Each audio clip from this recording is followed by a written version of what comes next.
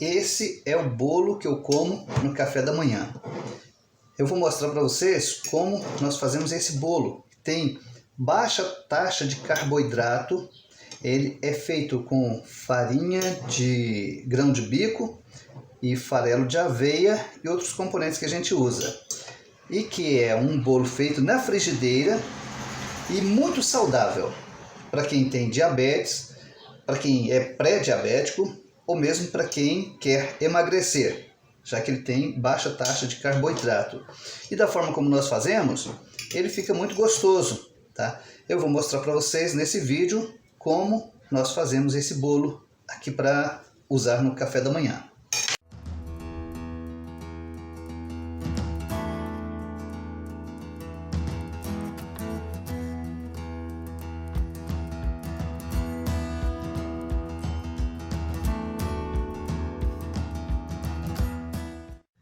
Olá pessoal, tudo bem?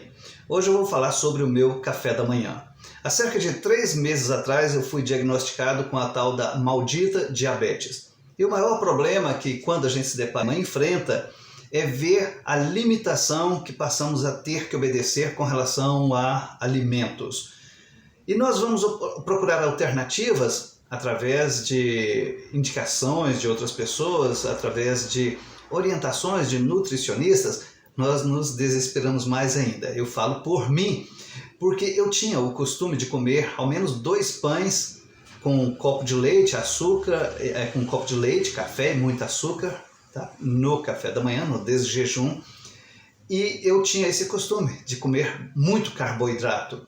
E depois que eu tive esse terrível diagnóstico, eu fui ver as opções que eram possíveis de serem usadas no café da manhã. Houve um médico, um nutricionista e médico, que passou orientações sobre o que a gente podia comer no café da manhã. Olha, você pode comer ovos, frutas, você pode comer frutas, limão, por exemplo. Eu vou comer limão no café da manhã? Eu, acostumado a comer pão, vou comer ovo, apenas ovo no café da manhã? Espera aí, né, gente? Eu comecei a fazer experiências sobre tipo de bolo que eu poderia comer que fosse de baixa taxa de carboidrato. Nós fizemos várias experiências, eu e a minha esposa. Fizemos aí bolos assados. Primeiro fizemos só de aveia. Eu constatei que a aveia, no meu caso, eleva muito a taxa de glicose, se for só de aveia. Inicialmente eu fiz bolo de trigo, apenas do trigo puro mesmo, e elevou muito a taxa de glicose. E, enfim, nós chegamos a uma receita que é que eu uso toda manhã. Eu como isso aqui tudo, gente. Só que eu tomo o café da manhã por volta lá de 10 horas, mais ou menos, e isso me alimenta o dia todo. Eu, depois que tomo o café da manhã com isso, com leite de coco, eu passei a adotar também somente leite de coco. E se tiver comentários nesse vídeo, se tiver pedidos, se tiver likes, depois eu vou mostrar a forma simples como eu faço o meu leite, tá? Que é o leite de coco. Também eu aproveito para a coisa ficar melhor e uso esse creme que é tipo requeijão cremoso, que eu também fiz, eu também faço. E da mesma forma, se houver comentários pedindo, depois eu vou mostrar como eu faço esse requeijão cremoso. O fato é, eu passei a me alimentar com esse bolo e eu vou mostrar para vocês agora como nós fazemos esse bolo, tá? Vou mostrar a receita direitinho, passo a passo, para caso você queira fazer também. É um bolo de frigideira. Talvez você faça ele um pouco menor, tá? Para muitas pessoas isso aqui dá para 2 vezes, né? 2 cafés da manhã. No meu caso aqui é esse todo, porque também eu uso como se fosse um almoço. Ok, pessoal? Acompanha aí, tá? Então, pessoal, essa receita desse pão que fazemos aqui toda manhã para eu comer, inicialmente você coloca 2 ovos num prato e aí você vai bater ele. Pode bater bastante para tirar o mau cheiro de ovo, né? Quanto mais você bater esse ovo, menos gosto de ovo você vai perceber no pão. Então você bate ele bastante. E a minha esposa, que é bem organizada, já deixou bem separado aqui a farinha de grão de bico, farelo de aveia, gergelim, são 3 produtos que nós usamos na composição desse bolo. Aí, pessoal, para ficar mais gostoso, eu combinei com a minha esposa de ela adicionar um pouco de amendoim também, e nós adicionamos uma fatia de mussarela e uma fatia de apresuntado. É uma fatia, mas ela partiu no meio, então deu 2 pedaços. Mas para ficar mais saboroso, né, então nós fazemos isso. Nós adicionamos mussarela e apresuntado. Nesse bolo nós acrescentamos fermento também, tá? Talvez isso não seja muito saudável e algumas pessoas podem querer não adicionar fermento. Eu não fiz o teste, depois eu quero fazer uma experiência, vou fazer uma outra receita sem usar fermento. No caso desse aqui nós usamos sim, tá? A minha esposa picou o apresuntado e a mussarela. Aí ela já adiciona o sal. A quantidade, pessoal, varia, tá? Nós colocamos mais ou menos essa quantidade aí, uma colherzinha bem rasa de sal, tá? Isso aí você vai fazer uma experiência, faz um teste e vê o que vai ser mais agradável para você. Então a gente junta a mussarela e o apresuntado ao ovo que já foi batido. Deixa eu parar de fazer propaganda do fermento ali.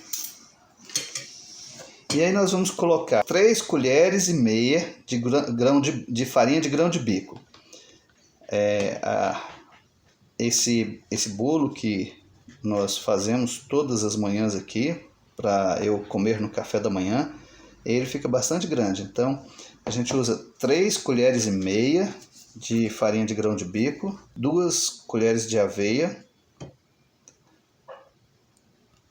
2 colheres e meia de aveia, de farelo de aveia, tá? E aí a gente coloca também, isso é gergelim, né? A gente coloca uma colher e meia de gergelim. E no caso desse gergelim também é para deixar ele mais gostoso. E aí a minha esposa bate o amendoim até ficar mais ou menos pedacinhos assim e junta aí uma colher e meia, quase 2 colheres de amendoim. Isso deixa ele bem saboroso. Agora, olha só, pessoal, tem pessoas que não podem comer amendoim, às vezes algumas têm até alergia, e isso fica a critério de cada um. O importante que eu gosto de destacar é a composição básica desse bolo, que ele vai farinha de grão de bico e farelo de aveia. Tá? Nós já fizemos várias experiências e foi a experiência que deu mais certo. Tá? Se fizer só de aveia, depois que eu fiz bolo só de aveia, eu percebi que a taxa de glicemia ela ficou alta e então nós montamos uma composição assim, que recapitulando, amor, 3 colheres e meia de farinha de grão de bico, né? E 2 colheres e meia de farinha de aveia, tá? E acrescentamos aí 2 colheres de gergelim, 1 colher e meia. Nesse momento, pessoal, nós fazemos o seguinte: quando está fazendo essa mistura, nós colocamos 1 colher e meia de gergelim.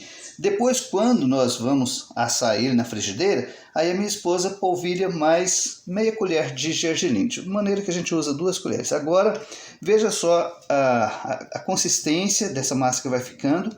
Ela vai adicionar um pouco de água para ficar na consistência ideal, tá? Que a gente espera que fique essa massa.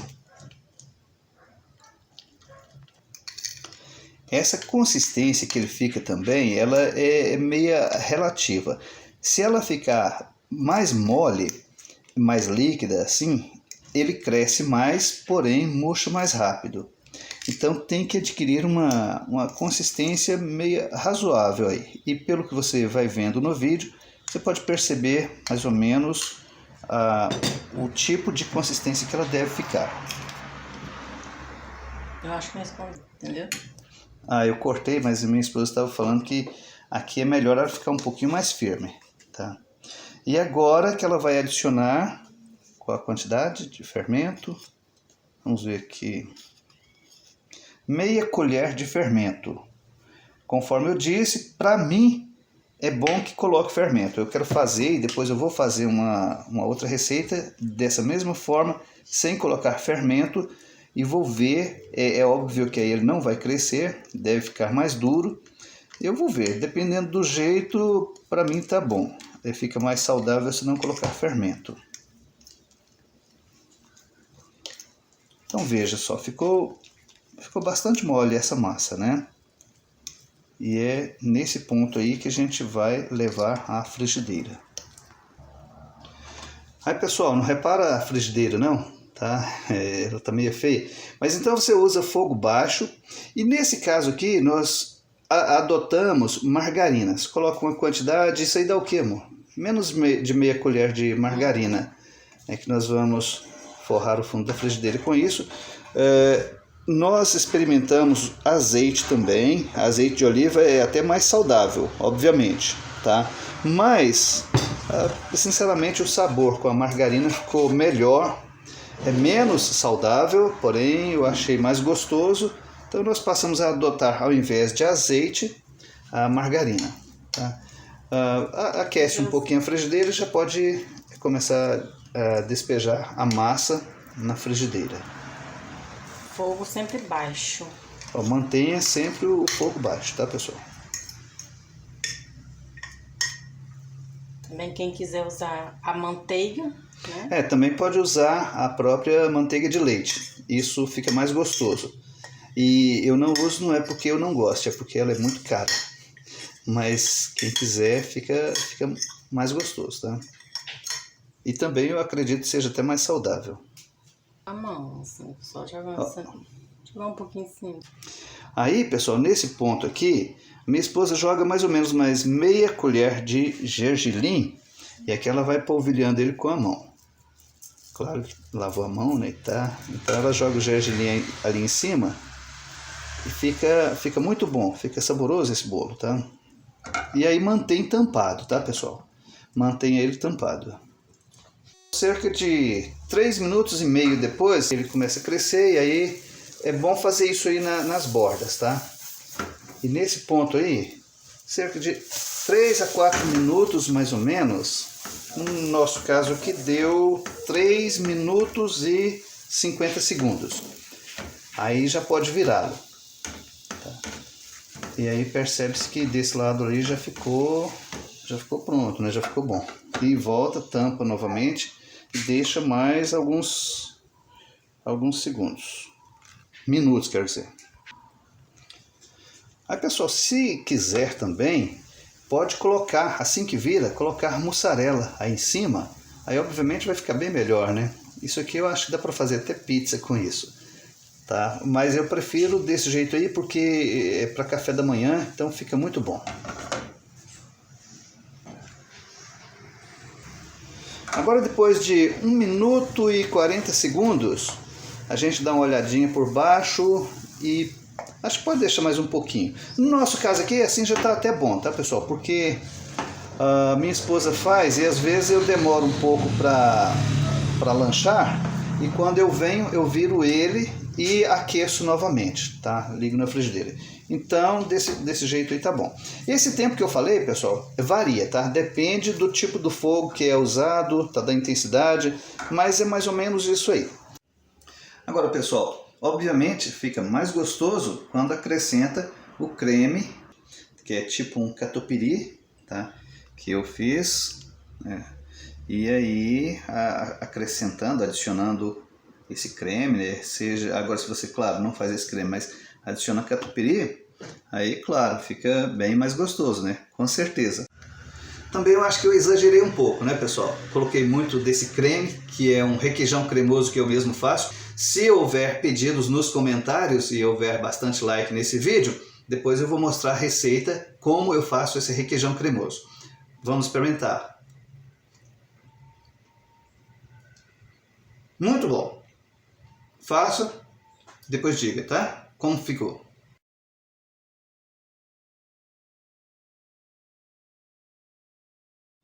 Pessoal, olha só, antes de publicar esse vídeo, em uma experiência, a minha esposa fez também esse aqui sem fermento, tá? Então veja só, a consistência dele ficou assim.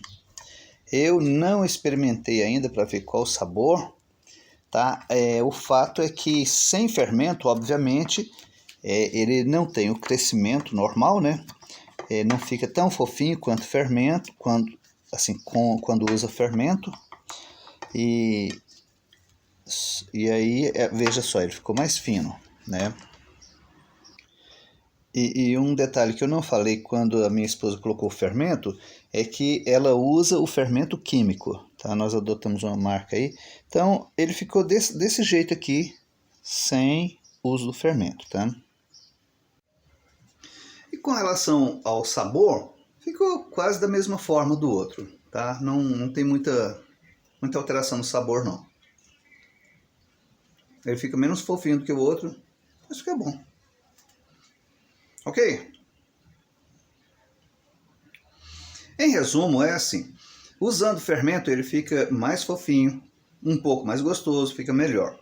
Se você não quiser usar fermento, tá, dá para fazer também dessa forma e fica suficientemente bom. Ok?